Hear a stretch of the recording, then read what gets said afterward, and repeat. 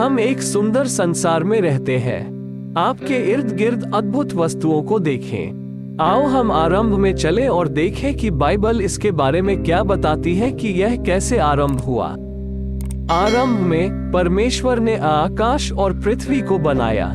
परमेश्वर ने अंधेरे को एक तरफ किया और कहा, उजियाला हो। उसने उजियाले को दिन कहा और उसने अंधेरे को रात कहा। पहला दिन हो गया। तब परमेश्वर ने ऊपर के पानी को नीचे के पानी से अलग करने के लिए एक अंतर बनाया। उसने उस अंतर को आकाश कहा। दूसरा दिन हो गया। परमेश्वर ने पानी को एक स्थान पर इकट्ठा किया और सूखी भूमि दिखाई दी। उसने सूखी भूमि को पृथ्वी कहा और इकट्ठे हुए पानी को समुद्र कहा। तब उसने घास, अनाज के पौधे और पेड़ बनाए।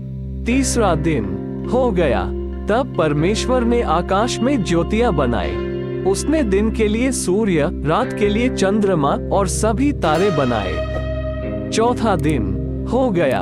परमेश्वर ने पानी में तैरने के लिए मछलियां और आकाश में उड़ने के लिए पंछी बनाए। फलों फूलों उसने उनसे कहा, संसार को संगीत और पानी में छपछपाने की आवाजों से भर दो।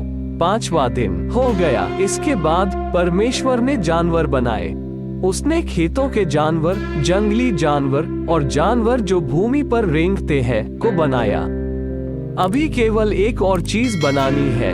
परमेश्वर ने कहा, सब चीजों से विशेष अभी केवल एक और चीज बनानी है। इस तरह परमेश्वर ने आदमी और औरत को उसके स्वरूप में बनाया। फलों फूलों उसने कहा, संसार पर अधिकार रखो, मछलियों, पंछियों और जानवरों की देखभाल करो। छठवां दिन हो गया। तब परमेश्वर ने सब कुछ जो बनाया था उसे देखा। ये बहुत अच्छा है, उसने कहा। इस तरह सातवां दिन उसने विश्राम किया और उस दिन को विशेष बनाया। सातवां दिन हो गया। हव्वा ने फल खा लिया। उसने कुछ आदम को भी दिया जो उसके साथ था। उसने भी इसे खाया और एकदम से उन्होंने वो जाना जो उन्होंने पहले कभी नहीं जाना था। तुम नहीं मरोगे, सांप ने कहा।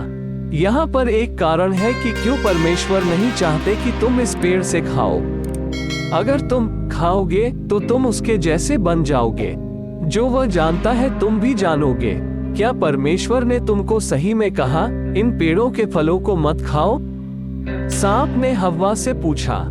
केवल बीच वाले पेड़ से, हव्वा ने जवाब दिया। अगर हम इससे फल खाएं तो हम मर जाएंगे। पहले आदमी और औरत, आदम और हव्वा एक सुंदर बाग में रहते थे जो परमेश्वर ने उनके लिए बनाया था। पर शैतान एक धूर्त सांप की तरह आया और आदम और हव्वा की परीक्षा ली। एक बात जो वह जानते थे कि वह नंगे थे। उन्होंने अपने आप को ढकने के लिए पत्तों को जोड़ जोड़ कर सिल लिया।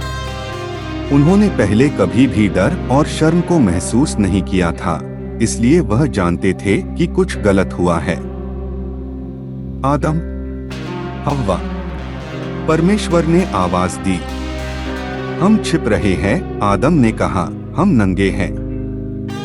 तुम इसलिए यह जानते हो क्योंकि तुमने उस पेड़ से खा लिया है। परमेश्वर ने गहरी सांस ली। तब आदम ने हव्वा को दोष दिया और हव्वा ने सांप को दोष दिया।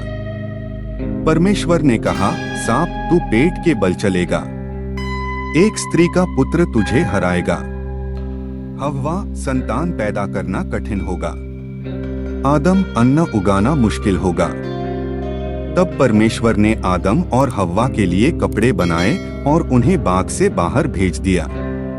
उसने एक ज्वालामय तलवार के साथ एक स्वर्गदूत को वहां पर रखा ताकि वह वापस ना आ सके।